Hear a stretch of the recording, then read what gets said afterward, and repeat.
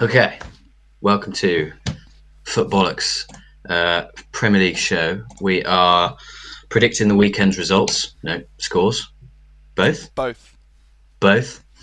We've only got half a game week to do because they've split it over 2 weeks because it's a winter break or something. So let's go. Chelsea Fulham, Yeah, first yeah, game. yeah. Getting right into it. No, Burnley Luton's the first game. That's tomorrow.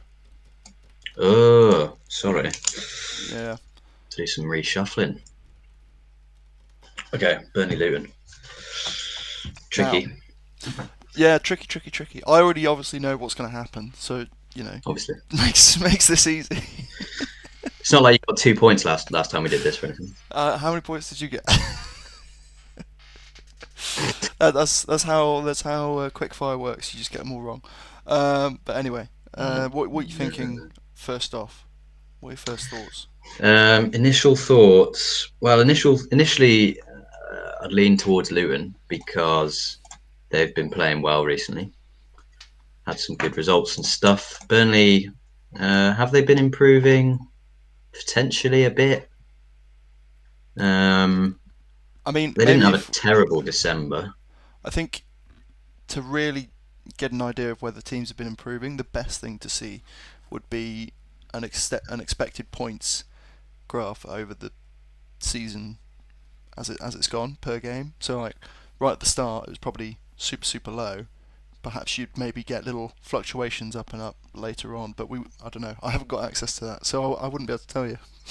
Well, But I think so. going off their December results, they beat Sheffield United, but there was a red card in that game. But that's still a good win. Yeah, They lost to Wolves. They drew with Brighton, which is a good result. They lost to Everton at home, bad result, but they beat Fulham. yeah. They lost to Liverpool, and then they lost to us, but pretty narrowly. So sort of mixed, but not awful. I I'd feel say like they've improved. if that form continued for the rest of the season, like that's definitely an improvement on how they started the season. Yeah, So yeah, Burnley have probably improved. Luton have also been good recently. They beat Newcastle, beat Sheffield United, played Chelsea where they lost, but they played pretty well. So I think initially I would go Luton just because they seem to be a bit of a more solid team. But well, you spoke about Burnley and how they dominated the Championship last year when they're playing teams that came up with them. If you thought about it as a kind of Championship game, Burnley tended to dominate those games. They're obviously good at controlling the ball and stuff, and they like to do that. I guess against Premier League opposition, they struggle a bit more. But when it's a team like Luton, you'd expect Burnley will try and control the game possession wise, and maybe that kind of swings it towards Burnley a little bit more. yeah. I mean, it's an interesting thing to look at if you just go through Burnley's home form in the league. The only result they've got at home in the league is against Sheffield United. So if you were to look at it and say which of these two teams is more comfortable in this league, has been getting more points. I mean, when you look at Luton's away results, I'm not quite sure they have. I think, yeah, I mean, they beat Sheffield United away. Um, what else have they done? Any other away results? No, it's mostly home results. They got a 2-2 win, a draw away from home at Nottingham Forest, and they got a win away at Everton. So when you look at it like that, you'd say Luton probably are favourites to win it.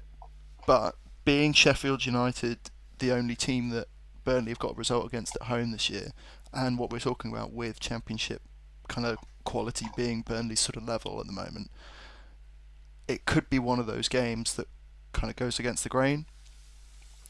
I've Yeah, always sort of talked about following trends until they sort of reverse, but this one you've kind of got two opposing trends where Luton are sort of getting a couple of results away from home, so they can do it away from home. Burnley aren't getting anything at home apart from against these kind of sides, but one game isn't really enough.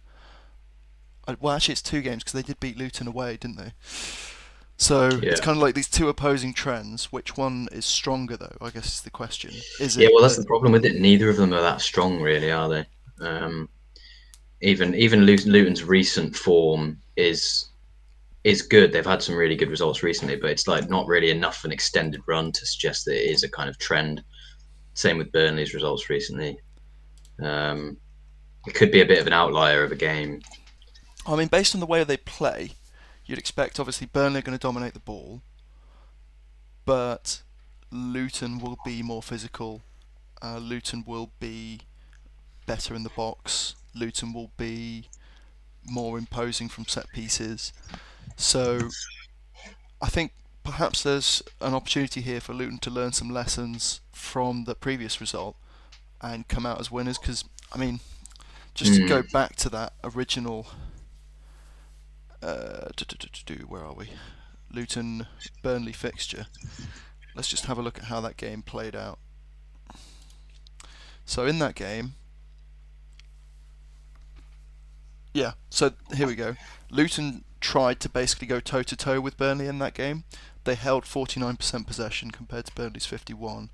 They had 18 shots to Burnley's 14. So overall, you'd think they would come out of that game on top. But because they were at home, I think that's what caused them to try and go toe to toe with Burnley from a footballing perspective rather than a game management perspective. Away When from was that? home, Was that that early on in the was season? October. So I do So feel like Luton have come on in their game approach management, yeah. games. Yeah, So I certainly think this won't play out the same way. no, tough one. I am leaning towards Luton. I thought you knew what's going to happen. I do. I'm just building it up for you. Go on then. You want me to say first so that I don't steal your results? No, I'm just chatting absolute bollocks. Nothing new there. Yeah, of course. Well, come on, you know me. I'll chat shit until the cows come home. As I'm still continuing to do. I'm gonna go 2-1 Luton. Nice and easy. Nice and easy. I did have 3-2 in the back of my mind because they've both just come off the back of 3-2 results, but that doesn't really mean anything. So, and normally when I say it's going to be a 3-2 kind of game, it's normally when you have all-out attacking teams that kind of neglect a little bit of the defensive work to score goals, or it's when you have two teams that do the opposite that are now forced for someone to go on the front foot because they can't both just sit back. Yeah, I think I'm leaning more towards Burnley, to be honest. Fair enough. What are you thinking? But I might have to go for a draw because it's sort of sitting on the fence. Only pussies sit on the fence, man. Just trying to get in your head all day today. Just wind you up with every passing comment. I'm gonna go for Burnley. This is a competitive Premier League show, Matt. 2-1 Burnley. Ooh, interesting. What day is it? Is that Friday? Yeah, it's tomorrow. How do you think that's going to play out? Are you seeing like a dominant Burnley win, or not dominant? I think they'll try and control it. Luton will have spells. Luton will be kind of good in the wide areas and get people in the box as they do. Barkley's been on good form, which is a bit of danger for Luton, but I think Burnley will, based on the back of their kind of recent December results, the way they played against Villa and almost got a result there, I think they'll have a bit of confidence. They'll use that, try and control the game, mostly keep possession and just create more clear chances than Luton. I think Luton will create because they have been good. They're dangerous in the box. They are very physical. I think they'll get a goal, but I think Burnley will just be on top. I think they'll just create more clear-cut chances. Really, kind of comes down to whether they can finish. To be fair, which is Luton don't really have that problem. Burnley very much do. So yeah, I think Luton maybe they might just play a very deep block here, which most teams struggle to break down, and I think Burnley's lack of goal-scoring abilities at times this year might come back to haunt them in this one. Yeah, I mean, Lyle Foster looked quite good against Villa. To be fair, if he can perform, um, yeah, Burnley will have a decent chance if he plays like he did against Villa. I don't know. Exciting game though. Looking forward to that one actually. Yeah, you gonna watch it? I think I will. Fair enough. I think I will. I don't know if do I want to watch that. I don't really want to watch it, but it depends what else What I'm else are doing. you doing? Yeah, that's the point. Um, Chelsea Fulham, 12:30 kickoff. Is midday at Stamford Bridge a good place to be? I don't know. I don't know how the 12:30 is going to influence this one. To be honest, Might be a bit of sunlight. Who plays better in um, sunlight, Fulham or Chelsea? It's basically the same part of London, so it doesn't matter really. yeah, it doesn't matter. Yeah, it's going to be cold. Who does better in the cold? Or do you know what? I tell you what. I'm gonna have a look at which team wins more under Anthony Taylor. Interesting. Because it's a derby, mate. So there's going to be a lot of controversy. Yeah, it's a bit of a there kind of a derby though, isn't it? I can't find anything. Oh well, I only looked for a second. Who cares? Right, no. In terms of how this is going to go, Fulham have not had the best of luck away from home, I believe, this season. Chelsea obviously tend to be better at home. So, those are two very normal kind of things we expect from most Premier League teams, so there's not much to go off there. In terms of style of play, I think generally Fulham like to have the ball. Chelsea, we know, will probably maintain possession against them, as they do up against pretty much anyone they come up against. But what will they do with it is the question. And I don't know, I think after that Mm, Arsenal win, Fulham might fancy this.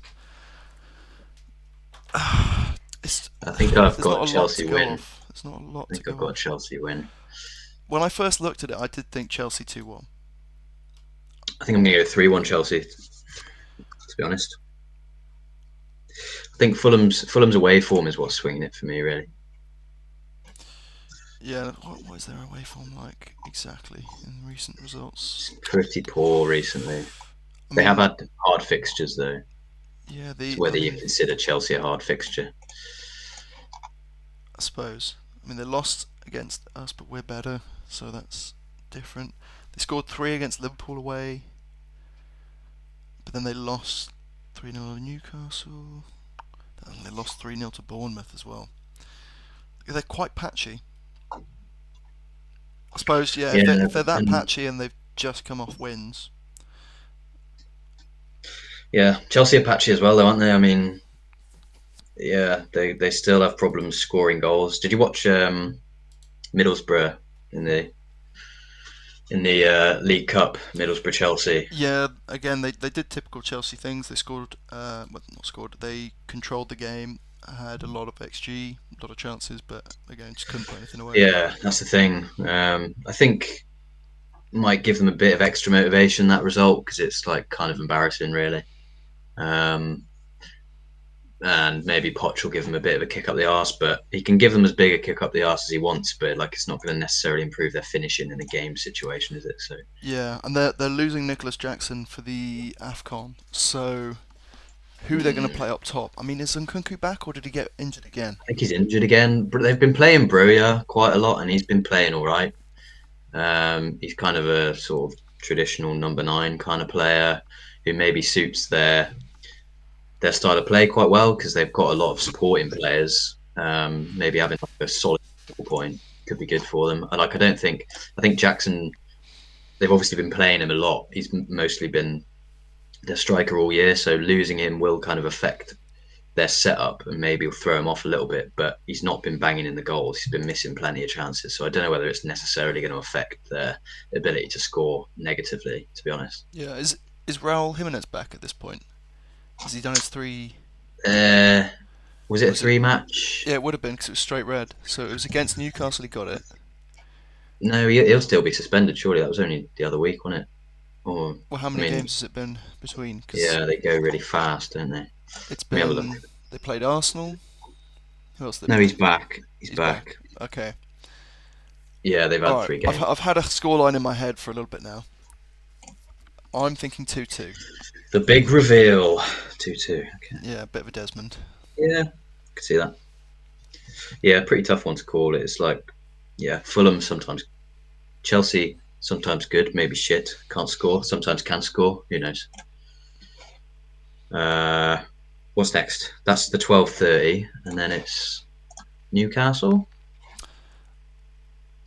I don't know. I turned the screen off because every time I leave a screen on to have a look at stats and things, I realise I just say like one word every minute while I'm just staring at I get stats, distracted. and I'm like, I need to actually focus Um, on talking.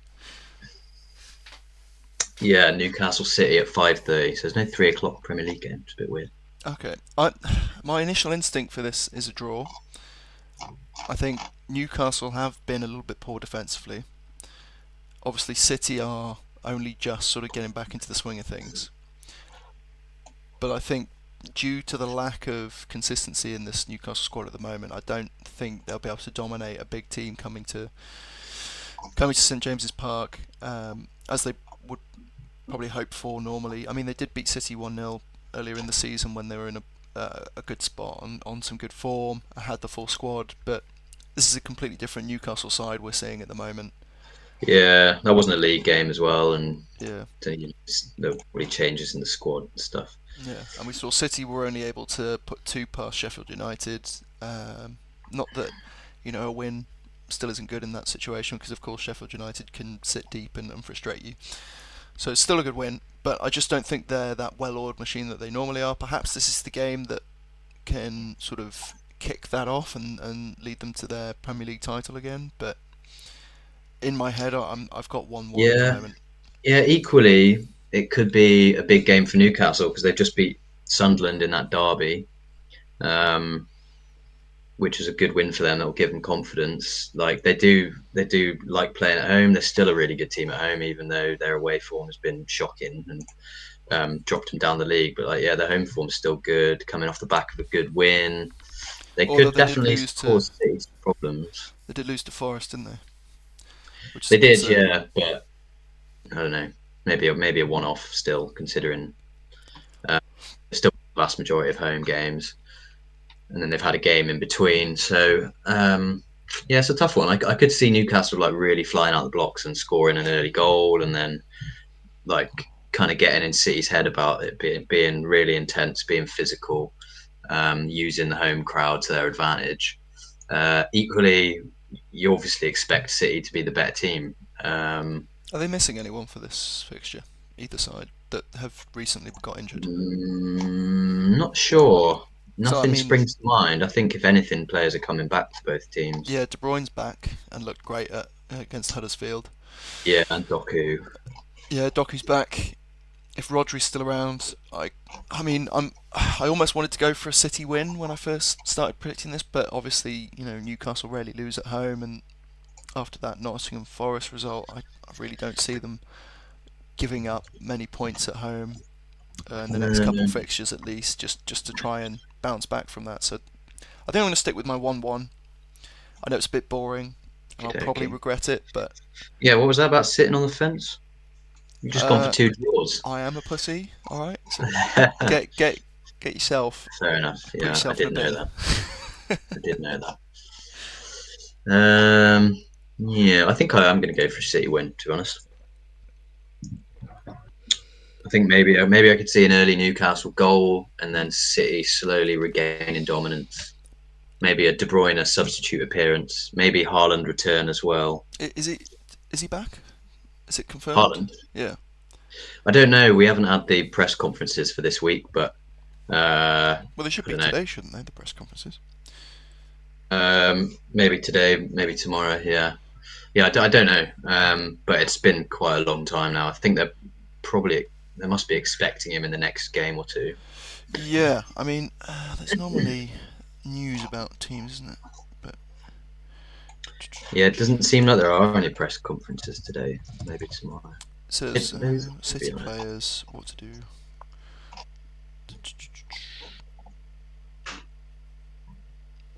They're saying that Haaland's coming back, apparently. Well, actually, so someone's saying they've got Haaland already in place to come back. Someone's saying because he wasn't in the squad against Huddersfield, they don't think he'll be back. But I don't know. He could be back. Maybe they were just resting him against Huddersfield. He doesn't need to play that. I don't know. Yeah, well, I don't know. It has been a while. I think they've been kind of expecting him sort of back in and around. I was kind of expecting him to be on the bench or something at Huddersfield, but I think Yeah. could just been being extra cautious with him. So yeah, I think maybe expect an early Newcastle goal. Yeah, City slowly coming back into the game. I think maybe I'll get 2-1 City. Fair dues. Is that There it Saturday is. game as well? As the Chelsea one. Yeah, that's 5:30, and that's all there is on Saturday. And So play Sunday. then Okay. Sunday, yeah, is Villa, Everton at home against Villa, and United at home against Tottenham. Two juicy games. Juicy Mm. games. Right. So, looking back at what happened previously, Villa did beat Everton 2-0 away from home at the end of last season. Are we going to replicate that? What are your instincts? It's really tough. I think, I well, mean, Everton are in Everton a have bad come spot. on. Yeah, Everton are in a bad spot right now. They are. Their results are kind of up and down. I think Dwight McNeil might be injured, which doesn't help them at all. Do you think What, they that, lost the last 3 games or something? yeah, do you think that initial sort of boost and inertia and kind of, um, I don't know, siege mentality sort of thing has kind of dwindled a little bit after a couple bad results and maybe they're Mm, losing a bit of that confidence and belief that they had prior I to. don't think so, to be honest. I think Dyche's teams are kind of mentally tough. I don't think that their confidence will be necessarily knocked by their results. They played really well against Tottenham. They did lose, but Yeah, they played well. So I don't think that will influence their mentality negatively necessarily. The Wolves result is the really bad one. yeah. Um, but I think Dyche teams are kind of tough, and they always seem to approach games with commitment and stuff. Um, so I don't see it being an extended period of poor form for Everton. I mean, was the But Wolves result was that really like a dominant performance from them, or was it kind of clinical finishing, like narrow no, margins? Wolves were pretty on top. Yeah, created way more, kept the ball better. Okay, It was pretty comprehensive, pretty comfortable. I think And I Everton can see us had that scoring two. team. You see us scoring 2. Yeah, I just don't know what Everton are going to do. That's the problem. If Dwight McNeil's out, I don't see them playing too many balls in behind us. Yeah, it's a tough one because I do always expect, regardless of their poor form, I do always expect Everton to have a threat. Like Dyche teams just always have a threat. I expect they'll get players in the wide areas. They'll get balls out there, maybe exploit the space behind Moreno. We will have Uh, Kamara back as well. we do have Kamara back. Yeah, I think you've got to go for you've got to back a Villa win. I think it's just our defences are really shaky. They could exploit that. I'm going to go Uh, 3-1 Villa. You know, 3-1. I think we're going to have like just a bit of a sort of When was the last time Villa scored 3 showpiece goals victory. away from home? Burnley probably. Yeah, Burnley. That was like right at the start of the season, was it? Yeah, I don't know, man. I've just got some belief. I think the FA Cup game provided a nice break between Yeah, we've those had a Premier League rest. games. I think That'll help. we can time for a bit of a mental reset. We'll have learnt a lot so far this season, and we've probably not had too many periods where we could have processed that and improved on us sort of season so Mm, far and built on things.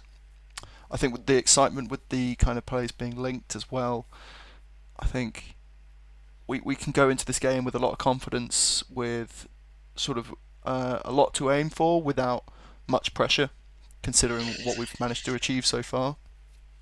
yeah, And I it's think convincing. Everton will be feeling a lot of pressure based on their recent results, their position in the table. I don't think they'll be looking to do a lot in January either. so I don't think there'll be a lot of excitement around the club. So, I mean, I still back them to get up and towards mid-table by the end of the season, just based on the kind of performances they've put in and the squad they've got compared to some of the teams around them. But, Sorry. cool. Cat at the window. The cat. To be fair, the Google Meets title of this event was Teen Cats. It was, yeah. There we go. But yeah, what was I saying? I just think we'll have too much for them. Yeah, no, it's convincing. I think, Kamara back, Torres back. We've had a rest, which we were clearly getting a bit fatigued. Obviously, we are the better team.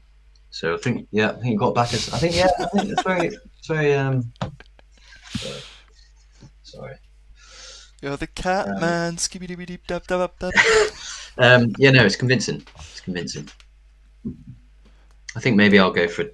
I want to go for 2-0. Like I keep thinking. You want it. You want the same thing back. Buendia was a big part of that, though. Yeah. Buendia. I kind of miss him. He was a fun player. Oh, I do. Yeah. I was looking back. Did you see the replays of his goal that have been on social media recently? The Everton. Yeah. It's a really nice goal. It's this kind of move I haven't really seen him do a lot before. He tends not to be that sort of fluid with his movement. He's a bit more. Yeah, he was like at that point he was starting to come into his own a little bit more. Like Emery was clearly working with him, telling him to probably be a bit more direct, take fewer touches and stuff, and believe in himself. Yeah. I don't know. Do you think a clean sheet is ambitious, considering we've just not been keeping clean sheets? Yeah, it could be seen as a little ambitious. Beto's always going to be a danger. I think he will probably cause a few problems for Pau. I think Esri. If we start Esri Konza at centre back this game, then it's a lot more feasible that we will keep a clean sheet.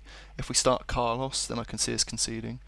Just because I think it's a Konza kind of game. I don't think they've got enough pace to warrant playing Carlos. To be fair. Yeah, I was having a look at the stats this season for players dribbled past in Europe this season, like how many times and who's at the top. I think Van Dijk's at the top with 0. Then there's I think Saliba. Oh God, Dragoshan, the guy who's just gone to Spurs. Some guy from Girona on 1, and then Konza on 2, makes up the top 5. Yeah, he's always up there. That's always been his standout stat, hasn't it? Yeah, and I think with Everton being a counter-attacking side, and especially the fact that they don't have Dwight McNeil to play balls in behind. Of course, they have other players that can do that, but just not to his level. Without him, I think it's going to be very much they're running the channels, trying to take us on, rather than playing balls over the top. So yeah, that's the thing. You want Carlos for his pace in when you've got balls over the top, because he is absolutely rapid when he gets going. He's so fast. Just all that weight, he can't stop himself. He moves like a train. The momentum. I don't imagine they will be going over the top like you say. So I think it's a constant game for sure. Yeah, whenever I picture Carlos running, I just remember his black gloves just doing this. Yeah, he's got a kind of a unique style. Yeah, it's brilliant. Once he gets going, it's like almost like he's on autopilot or something. Like his brain just blacks out for a minute and his body takes over, and he's just like Terminator or something. Don't we all have that within us at some point? If I do, I've not seen it. You need to find the right sport, the right kind of thing to bring it out of you. Right. Anyway, enough. Yeah, what bullshit. are you going for? What did you went 3-1 Villa? The Footbollocks Bullshit podcast. Yeah, it would be accurate. I think I'm just going to go for the fucking clean sheet, for God's sake. What, you going 2-0 again? 2-0, yeah. Ooh. Don't know why. I think we owe them for that Carabao Cup result as well. What Carabao? What? They knocked us out, didn't they? Yeah.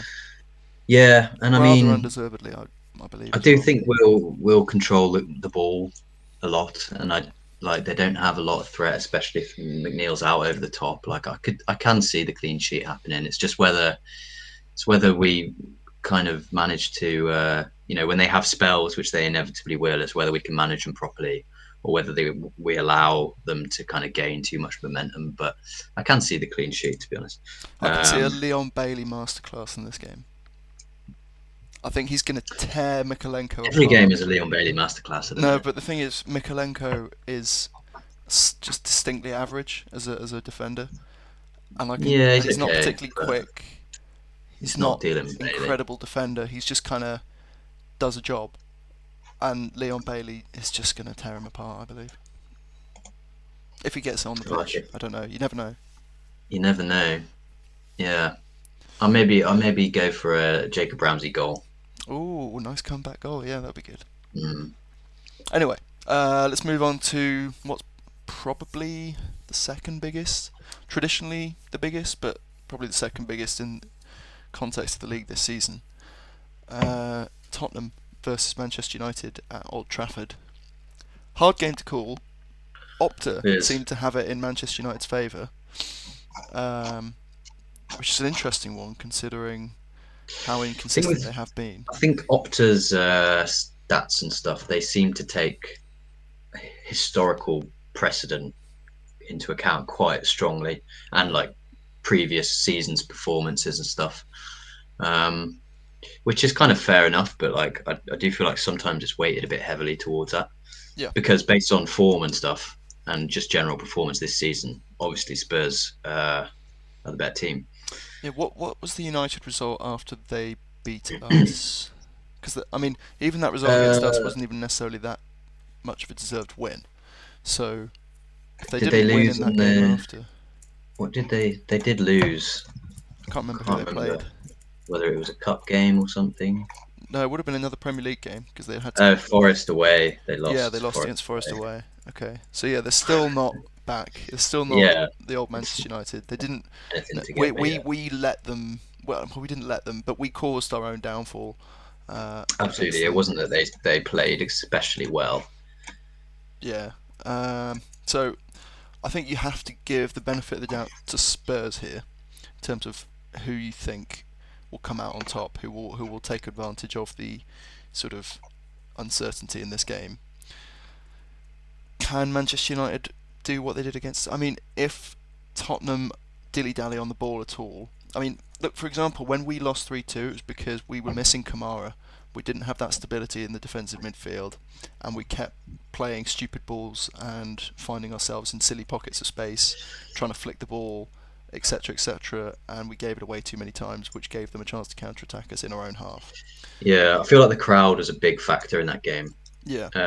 And it's because we kept giving the ball away and just kept allowing the crowd to have belief in the team and stuff. And that could definitely happen again. I feel like that's a factor in any game at Old Trafford, is the crowd is influential. Well, what I was going to say is AFCON is taking Basuma and Papi Matar Sarr from Spurs. It's true. Those are two players that played very, very similar roles to what Kamara did. They do more as well, but they have that function within the side as well. So if Spurs generally play quite a similar way to us, aside from the intensity side of things, then perhaps we could see something similar happen. I still think you can expect at least. Is Son away for this fixture? Has he gone yet, or will yeah, he? Yeah, yeah. I think perhaps then you can expect at least one goal from Spurs. If Son was there, maybe at least two. It might be worth a Manchester United win. I seem to be edging towards it in my mind for some reason. Are we biased though? Are we just hoping Tottenham lose? I'm definitely biased. Yeah, I think every single Tottenham result I predict is like. We're getting ourselves in a tricky spot here. Like, we've got to try and empty the mind of all bias and go. Yeah, emptying the mind of that, right? United's results have been up and down, but not exclusively awful, not great. They've clearly got it in them to pull out a result against most teams because they've still got good players, etc. They're at home, which is a big factor with Man United, maybe more so than most teams. They're missing Onana, so they won't concede from set pieces as much. And then Spurs, are missing some important players, and they've also not been performing especially well recently. They've been grinding out results, Sancho's gone as well. but yeah, Sancho's. I don't think that's going to be a factor, but it could be a bit of a boost to the training ground, to be That's honest. what I'm thinking, like the morale and how Yeah, could settled the could squad be is. a bit of a minor factor. So yeah, looking at it as objectively as possible, I think a draw is possible, a Tottenham win is possible, Man United win is definitely possible as well. You seem like you're erring towards the United win. I think I am. I I, think, but I'm. Tottenham's performances of late have been like I watched the Brighton game, I watched the Bournemouth game where they won, but The Everton game but as well. were not great. The Everton game, same, they won, but weren't actually very good. They've now lost a few players, so could be a Man Desmond. United. Oh, Desmond or 2-1 United. I've got to pick one. I've got to I pick just one. I haven't gone for a draw yet, and I maybe want to just continue and go for the win. I think I've already gone for like 2 draws, so I don't know if I should go for another one. What have I gone for 2 draws already? Yeah, Okay. I don't know if I want to go for 3 draws, but I don't know if I want to go for a United win. It's hard to back a United win, but it is at Old Trafford, so then sometimes that works out. Um, do you know what? As they tend to be up and down, I'm going to go for 2-1 Manchester United. I feel like I shouldn't be doing that, but I'm doing it. I think that's might be what I'm going for. I don't know. I really want to go Desmond as well, but Because I've already Spurs gone still for have so Desmond. much threat, like. But now, without Son, they could quite easily create an XG of 12 and score no goal. Like Yeah, they've got Richarlison, Brennan Johnson, and now Timo Werner, and it's like they could score 4 goals with that lineup, with that attacking lineup, because they do create a lot. But equally, those players are so hot and cold in front of goal. They're so inconsistent at actually putting the ball in the net. is Van de Like Ven back for this I fixture? think, well, he was on the bench in their cup game, Right. so possibly Cat. Team Cat. Cat. Yeah, no, I think So yeah, you probably it's expect hard. Van It's de Ven to hard. be back. To be fair, Maybe a draw is a good scoreline to go for. uh, I do really want to go Man United win just because I want it. Yeah, I know it's a tricky one, isn't it? To be fair, have you been watching Kobe Manu recently? No, I haven't. He is so good, man. Is he? He's amazing. He's just like, well, I watched their cup game against Wigan. I mean, it's only Wigan, but he's been in their first team for the last like 3-4 games. He's 18, defensive mid. He's just doesn't miss a tackle. Like when he goes into a challenge, he's so clean, his technique in the tackle, and he just never loses the challenge. Yeah, I mean, I'd heard him Really hyped up, silky but on the I just ball as thought it well. was people just being Manchester United It still dick could be. suckers, you know? It still could be because like it's not really a big enough sample size. But he's played in their last. He started against Liverpool. That was in mid-December. Yeah, Champions they League. drew that one. Yeah. Bayern, he didn't play. So I think maybe the Liverpool game is when he started. Yeah, so Liverpool game is when he started coming to the first team. He's played every game since. He's just really silky on the ball, and like I was especially impressed with his tackling. He just didn't lose a challenge against Wigan in the cup. Fair enough. Um, but anyway, that's a little bit irrelevant. But I suppose Go on. Spurs are in midfield. Spurs are looking a little bit light now. You can do it. But can Man United do it? Yeah, but you can do it. That's the important thing. You can Yeah, well, I'll predict the do it. result. Go on then. 2-1 United. Let's go. All right, I think have we got enough differences in our predictions this week that someone might actually catch up or I think we've gone Sure. different on every single. The Villa result is the only one we've gone same on so far. and the United result as well. Okay, so we've got Are you three. going? You going 2-1 United as well? Yeah. Yeah. I think yeah. So we've got 3 chances because yeah. Well, I think we either go too similar or we both get it wrong, even though we go different. Yeah, I mean So it is dependent on the fixtures to be fair to some extent because Chelsea, Fulham, Burnley, Luton, very unpredictable. Yeah, last week we went similar on quite a lot of them, but it was like Newcastle Forest, clear favourite. Bournemouth Fulham, Bournemouth form, there was a clear favourite. Liverpool Burnley, clear favourite. There was a clear favourite in quite a lot of those games. Um, yeah, this week we've gone different quite a lot. The fixtures are quite tricky. Um, Wait, was the last week that we predicted that wasn't the quickfire week, was it? yeah, it was. Yeah, Was it? yeah, because Oh, that and we was just oh yeah, we just didn't predict the we New missed the Year's games, did New we? Year's Yeah, ones. Yeah, and then there that was makes cup sense. games. Yeah. Yeah. Oh, okay, that makes more sense. Yeah, I was thinking. Oh, hang on. What did I get 2 points for a game week where I actually had to try? I was like, shit. No, no, no. That was the quick one. All right, brilliant. So, should we go over some transfer news? As you mentioned a minute ago, Timo Werner has made it to Tottenham, and so Yeah, has Dragushan, or however you pronounce his name. yeah. They've both gone through. Do you think they'll Good make a big signings for difference? Spurs. I think. Well, Werner's a loan, isn't it? I've seen that it's a loan with Loan a with an option. option to buy for 15 million, which could end up being brilliant for them, to be honest.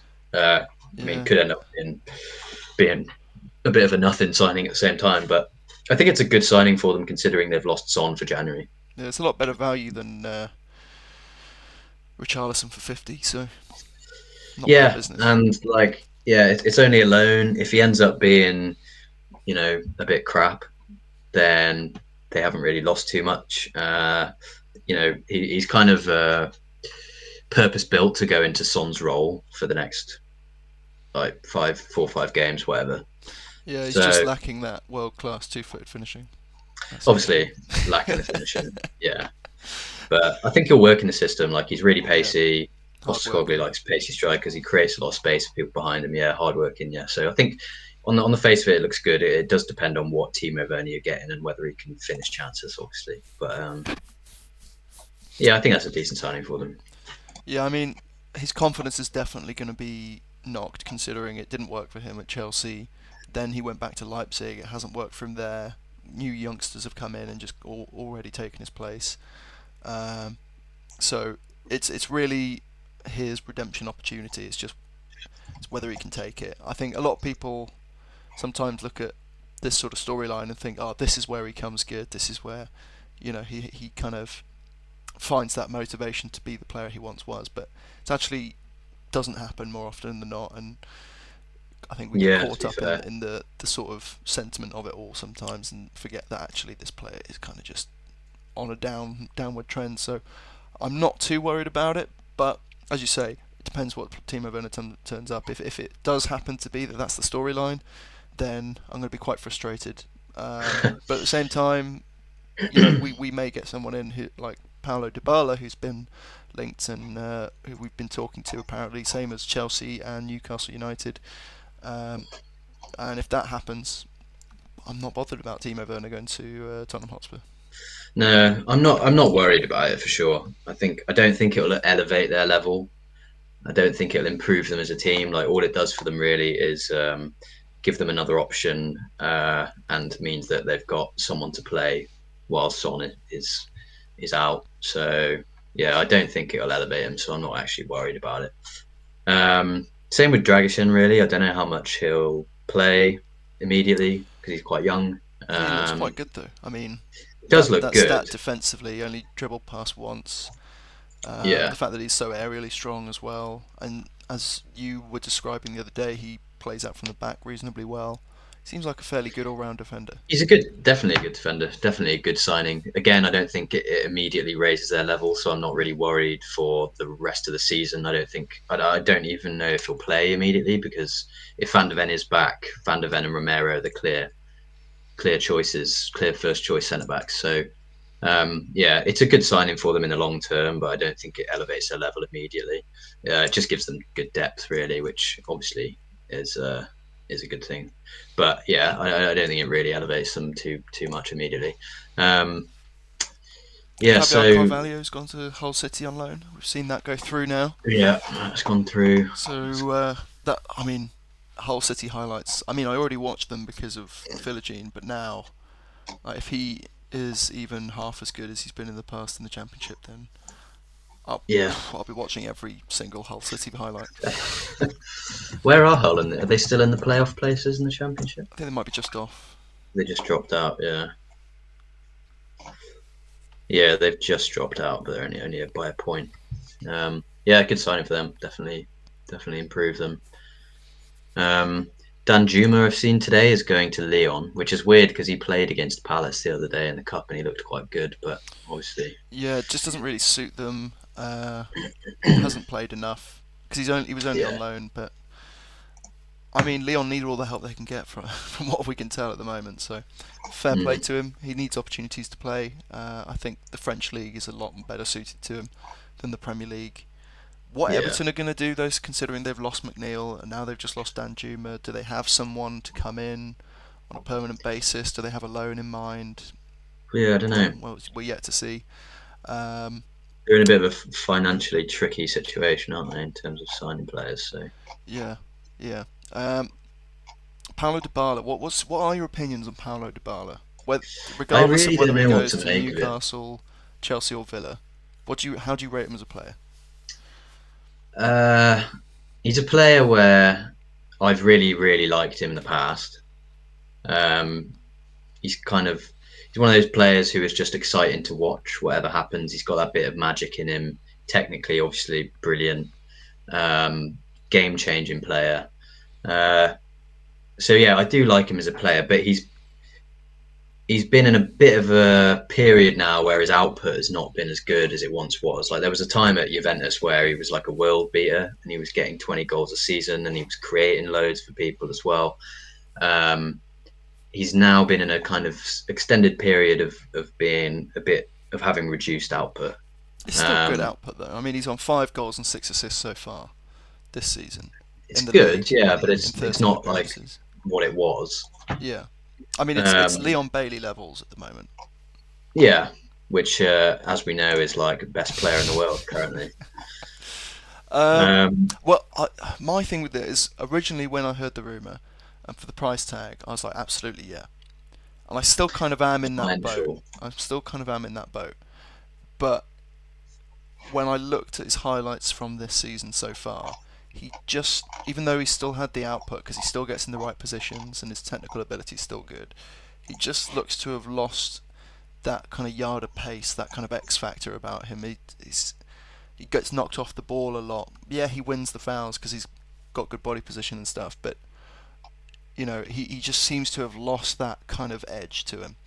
And I would hate to see him come in and have a sort of Coutinho type kind of season where he comes Yeah, in and just doesn't quite keep pace with the Premier League, drops confidence, and then we kind of lose all value of what we could have had, and he just sort of drops off. I think he's not in the same situation as Coutinho, and I think he's perhaps a little bit more robust than Coutinho was when he came. So if he does come in, I wouldn't be as worried about that. And as we say, like 13 million, we kind of said it. Well, to be fair, we said similar things about Coutinho coming in for a similar fee at the time. yeah, it's more about the wages for him. It was with Mm, Coutinho, it is with him as well. His wages would be a lot of money. So, like you say, if he comes in and he doesn't perform, um, you're not necessarily losing loads of money in terms of transfer fees, but it's hard to get rid of a player whose wages are that high if he doesn't perform and drops in value and stuff. So, it yeah. is a concern. Um, On the other hand, the continued links to Jonathan David are a lot more exciting because he's had a bit of a slow season this year, but his fundamental skills, traits, and capabilities, and especially what he's been able to achieve over the last 2-3 years, are just so much more promising on pretty much every level. yeah. David would be a better signing. I'm pretty sure. Like you say, I was really excited about Dybala initially. I was like, okay, this guy's crazy talented. But yeah, his kind of reduction in output, the physicality of him is slightly a concern. I don't know whether the thing about the Premier League being a really physical league and players not coping with it is maybe a little bit of a myth, but we did see it with Coutinho, where it might not necessarily be the physicality, but maybe the space you get in the Premier League Just the is pace of less the than. league, perhaps. Yeah, yeah, and I think with Dybala that is a concern. Jonathan David, on the other hand, obviously wouldn't have that concern with the pace of the league and stuff. His output has been really good. He's a much better age. He'd obviously be more expensive, but yeah, David would be a great signing. I feel like Jonathan David is not the kind of signing we're going to do in January for me.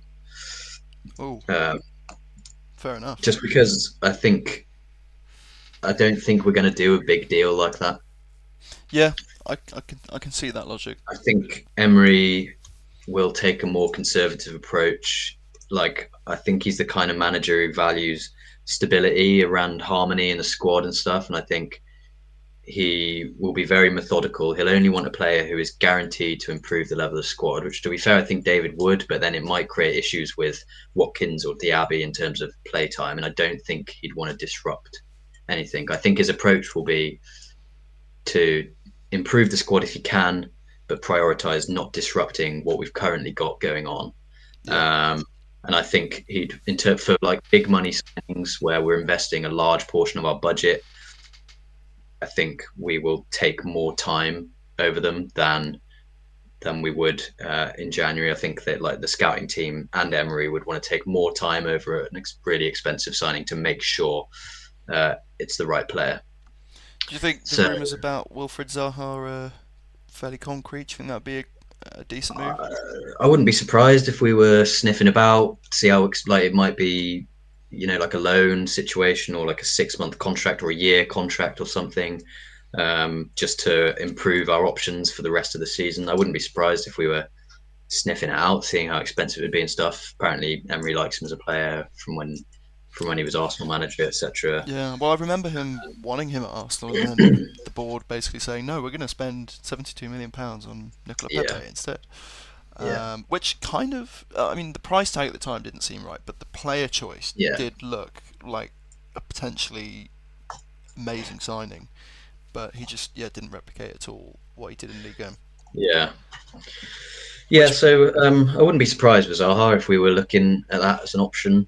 That's the kind of signing that I think is more realistic in January for us. I think it'll be maybe a player like Zaha who we could get in on a short term contract, relatively inexpensive, fairly guaranteed to give you a good option and at least improve depth in the squad and stuff, and wouldn't create a problem in terms of squad harmony and play time for other players and stuff like that. So I think that's like a fairly realistic option for a signing. I'm interested to see if we do go for a right back, because all these players we're linked to are constantly forward and winger players and attacking midfielders. We rarely see anything about defenders, and yet it's glaringly obvious to most people we probably need another right back. So perhaps it's something Yeah, that's being done a bit under the radar. Perhaps they've maybe, got maybe a really talented prospect on the horizon that maybe. they don't want competition for. Who Equally, I knows? think we could be waiting for Frimpong in summer. Yeah, there is that. There is that. The £34 million I pound saw release that. clause. Yeah, that only becomes active in summer or something. Um, yeah, I think if we were gonna, if I had the choice between signing someone in January at right back or signing Frimpong in the summer, I would wait on Frimpong. I think I'm happy with Cash and Konza covering at right back for the rest of the season. If it means we get Frimpong, I'd rather hold out for him than rush someone else in January. I know, the To be way fair. I see it is we could wait for Frimpong, but there's one of like a dozen different eventualities that could happen in summer where we don't get Frimpong because Yeah, of there'll be a lot of teams in for yeah, him. a lot of competition. He might just want to stay. They might remove the release clause, sign a new contract. There could be a bunch of things that happen.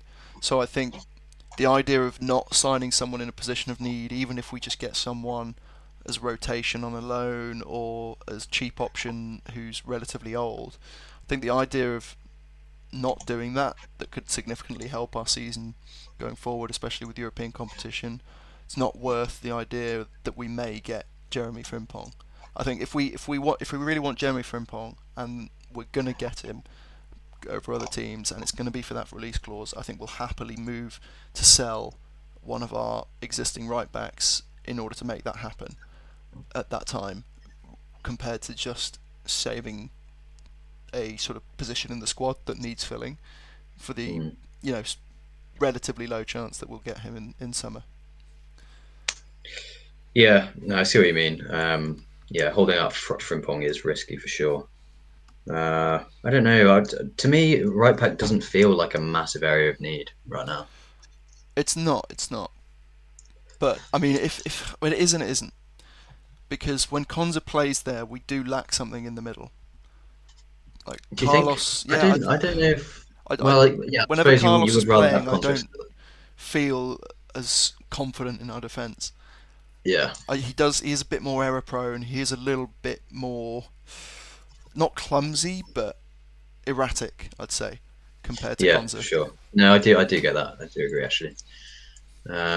Yeah, And if yeah, and as I say, yeah, if Konza gets an injury, or if Carlos gets another injury, if Longlet gets recalled, if Chambers is sold, all of a sudden we're looking lighter at the back, and then Konza being the backup right back is looking less feasible, and then you start to look at it as like Cash being the only right back, and him, he's not someone who's been completely injury free for his career. It does start to look a bit more worrying, so I think it's worth doing, in my opinion. yeah. I do agree, actually. Yeah, I hadn't really thought about the cover at centre back. To be fair, I thought more about the right back position itself. But yeah, Konza, you do want to play Konza at centre back. Basically, that's kind of the bottom line. Is that Konza is maybe our best centre back defensively, anyway. Yeah, and he Uh, did look a little bit exposed against Manchester United as well, at right back. Yeah, a little bit possibly. I don't really worry about him when we do play him right back. To be fair, I think he's been good there, and he always surprises me going forward as well. How comfortable he is on the ball and stuff. Like I'm not Yeah, worried about Constable right back at all. Actually, it's just you do want him at centre back. Um, yeah, so no, I would like us to sign a right back, but again, I think our January is going to be pretty conservative. yeah, just to sell in Uh, January potentially. yeah, I could see Rooney us Badgie, getting one or two in. Maybe Rooney. What's his name? Bargy, Bargy. Onion Bargy, Rooney Bargy. I don't know. I'm gonna say so many things, aren't I? Making nicknames up for him. Wayne Bargy, Wayne Bargy. Wayne Yeah. Masala. No, it's too far. Not too far. Yeah, he looks really good. He looks so silky. Yeah, yeah. Watching his highlights, he obviously plays off the right wing, and he can kind of take his man on and everything, but he just seemed like such a natural poacher, natural finisher.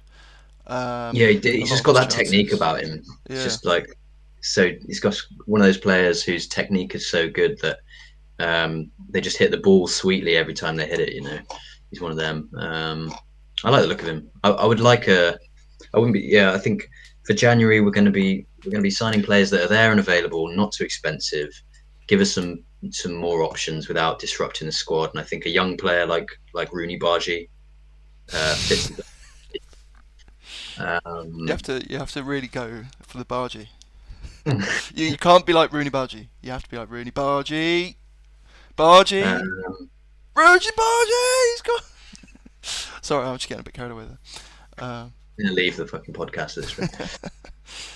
No, yeah, no, he would make a really good addition to the squad. I think at his age, he's only 18. Would give him a chance to grow without necessarily being relied upon straight away. Um, and I think he'd perform really well in that Derby role, given he Yeah, could be that sort of half and definitely. half between a winger and a sort of false nine striker. So Mm. yeah, I'd like to see that happen. He's someone that's quite sought after around Europe, and I mean Duran. I think since Dougie Louise, I think he's like the first young player we've actually bought, like prospect that we've bought for Yeah, a we few don't do it years. very often. I'd like us to sign a young, hot prospect. Well, I mean, Kamara was kind of that, to be fair. Yeah, although he'd sort of been playing Champions League football and starting for Marseille, so it was a little bit different, I suppose, in that respect. Yeah. Whereas when you're buying a player like Duran or a Rooney Bargi, or I don't know, for example, like Barcelona buying Vitor Roque Mm. and Benfica have bought Marcos Leonardo, like that's a little bit more risky because it's a league that's a lot further removed from the league you're playing in. They're a lot sort of less reliable, having not been able to play in European competitions or played in a European top five league, etc. So they're a little bit more risky, but the rewards can be so much higher as well.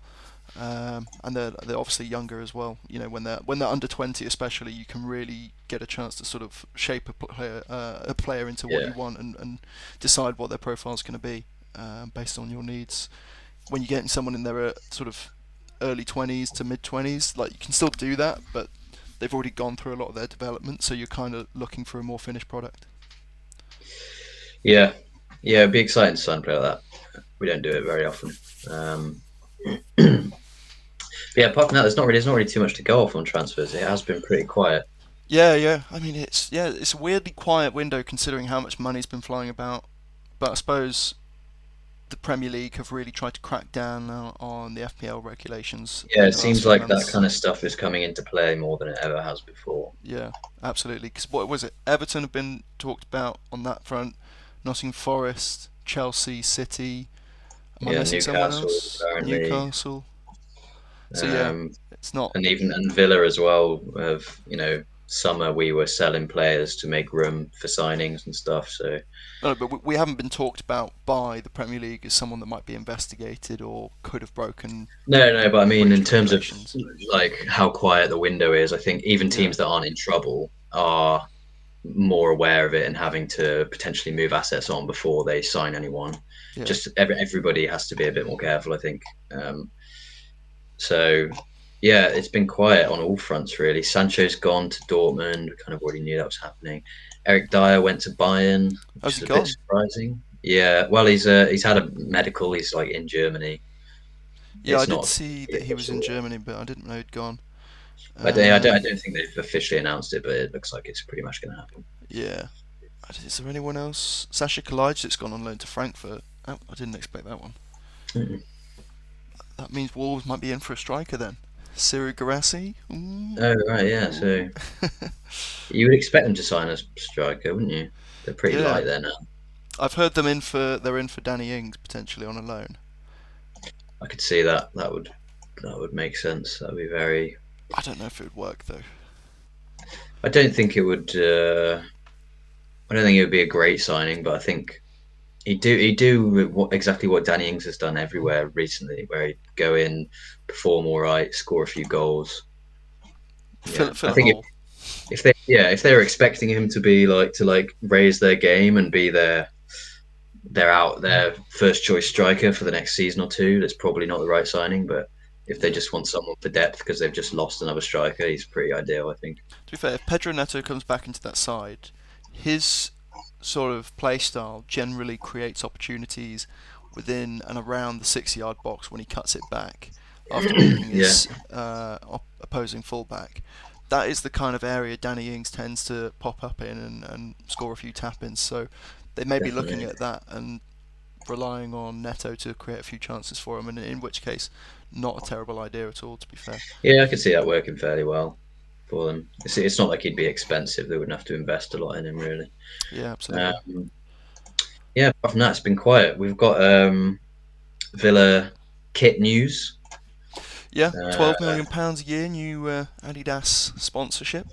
So yeah, very hopefully, exciting. what wasn't it? Newcastle's was 20, right? A year. I don't know. Don't I know. think I remember us talking about it. I thought that someone mentioned it was 20 a year. Yeah. But I mean, if that is the case, they're not in the Super A Elite tier or whatever it's called, are they? The Elite A plus tier. No, so I mean, it's all speculation, really. I think Newcastle would be in like some kind of A tier, because they have got kind of this like just because their ownership, really, they've got this sudden global Yeah, appeal going on. So I think they would be in like an A tier, but they wouldn't be. There seems to be a super elite tier, which is Arsenal, Bayern Munich, Real Madrid, maybe some other teams.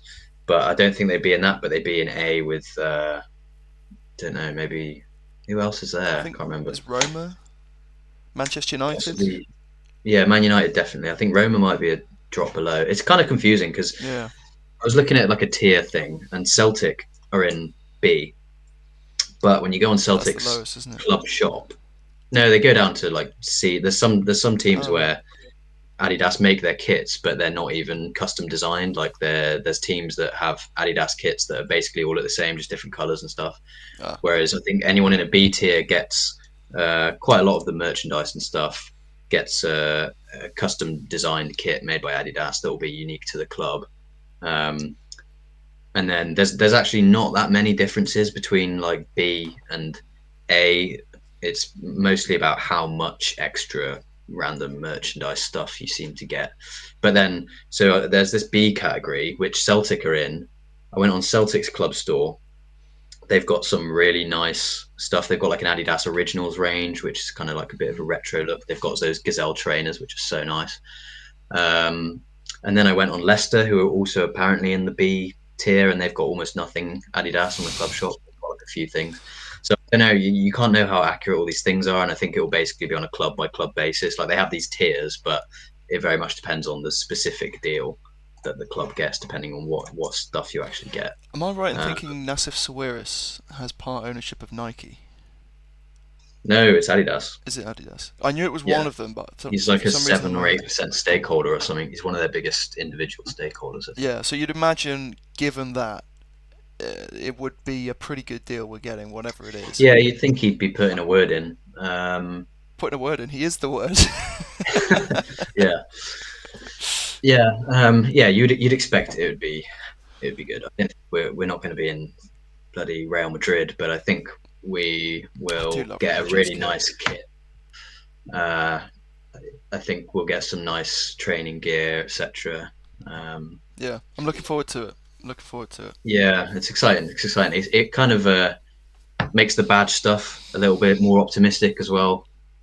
Because like the kit manufacturer is a big part of how all the branding of the club's kit and merchandise looks. And if Adidas are kind of a big name behind all that, then like yeah, it's very optimistic. Um, Yeah, but yeah, well, apart from that, we haven't had anything. No badge news. yeah, that's No about it. transfer news. Nothing, Or nothing to say. or times. Just a waste of a podcast, really. I don't know why you watched, to be honest. I mean, it started off pretty slow, so you're an idiot for still being here, if you are still here. Do you know what? Yeah, I'm going off. You're a tit. Look at you. This is not the way. This is not the way we get people to watch the podcast. No, but no one's actually watching at this point, so I'm just here to just let you know that you're the only person watching this, because you're the only person dumb enough to waste your time on this. Um, that's it. And because of that, you're also dumb enough to subscribe, like, and comment. So do that, please. Matt, any last words? No, Tristan's a moron. Yeah, pretty much. I'm a moron, and so are you for watching this. So yeah, we'll leave it at that.